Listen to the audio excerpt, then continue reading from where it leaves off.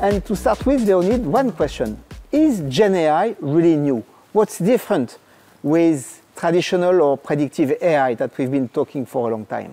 Well, I think it's very important not to underestimate, but at the same time not to overhype this technology. It's clearly a breakthrough from the consumer point of view and from what it is possible now to do with this. But at the same time, it's important to remember that it's actually based on the same statistical principles, the same statistical learning theory as the rest of AI and machine learning. And in fact, when we talk about generation, it is very similar to the task of prediction. Let's say if we think about demand forecast, we're predicting the number that, for example, we're going to have next month. Here we're predicting the next word. So in this sense, conceptually, it is very similar. But at the same time, to achieve that success, a few really important breakthroughs has been made. And first of all, it's a new way of learning, which is called self-supervised learning. It's a way to learn from the data without supervision, without labeled examples. Second, it's a new architecture. A neural network architecture is called transformers that has been invented in 2017.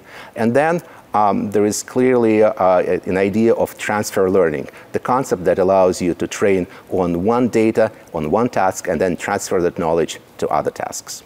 And can you give us examples, Leonid, on what this is bringing or changing in industries? Well, I can give you an example from my experience. I worked a lot on predictive maintenance type of problems. In those type of problems, we use numerical prediction to calculate the probability of the failure of the equipment. But what we get is really just a number. What's important for maintenance crews is to understand where this number came from and what to do about it. And so generative AI will be able to provide the textual explanation of our model, plus literally provide a step-by-step instruction on how to fix that problem.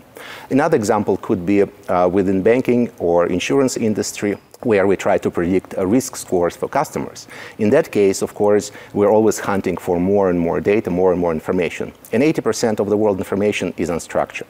So this type of algorithm allows us to bring that information towards numerical algorithms that actually predict risk scores.